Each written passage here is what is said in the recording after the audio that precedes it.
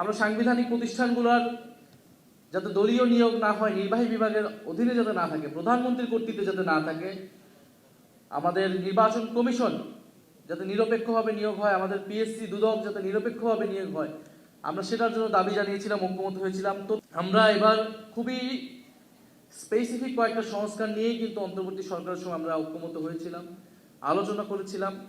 আমরা বলেছিলাম যে একটা উচ্চকক্ষ লাগবে। উচ্চকক্ষ কেন লাগবে?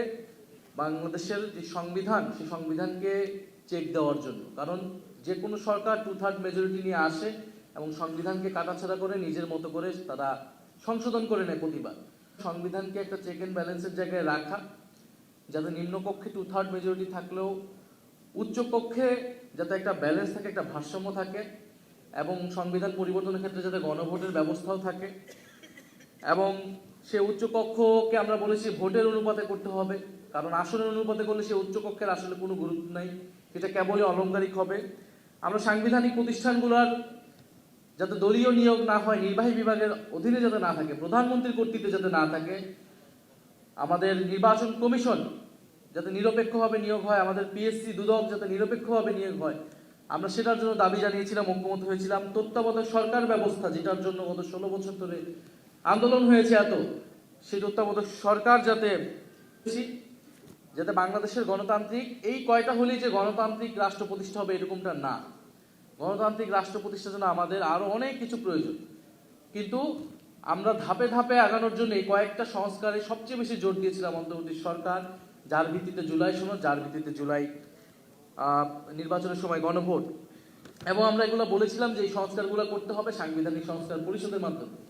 সংশোধনের মাধ্যমে বিএনপি যত সংস্কারই আনুক না কেন, যত পরিবর্তন আনুক না কেন, সেটা টেকসই হবে না, সেটা পরিবর্তনশীল হয়ে যাবে। আজকে তারা ক্ষমতায় আছে, কিন্তু চিরকাল কোনো দল ক্ষমতায় থাকে না। এবং আমি এটা পার্লামেন্টে বলেছি, জিয়াউর রহমান সেই ঐতিহাসিক ভুল করেছিল। বিএনপি তার মূলনীতিও যদি পরিবর্তন করতে চায়, সেটাও যদি সে সাংবিধানিক সংস্কার পরিষদ ছাড়া করে, সেই সংশোধনী কিন্তু যে কেউ এসে বাতিল করতে পারবে, আদালত যে কোনো সময় এটাকে বাতিল করে দিতে পারবে।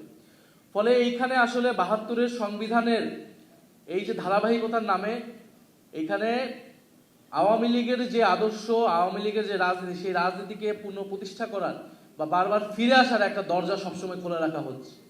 এবং বিএনপি এবার বুঝে হোক না বুঝে হোক এই কাজটা করছে।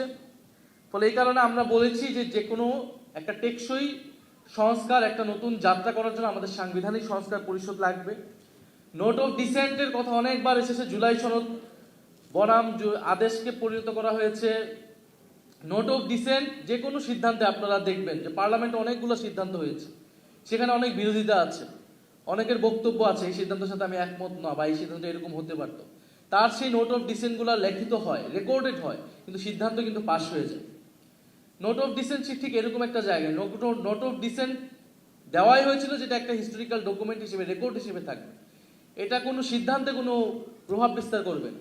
কিন্তু জুলাই সনদ যেদিন স্বাক্ষর হয় সেদিন আলাদা করে নোট লেখা হয়েছে সবগুলো, যে যার মানে যেই দল আসবে সেই দল নিজেরাই সংস্কার করবে তাদের মতো করে। তাহলে তো এই ঐক্যমতের বা জুলাই সনদের কোনো আসলে বাস্তবতা থাকে না, প্রাসঙ্গিকতা থাকে না।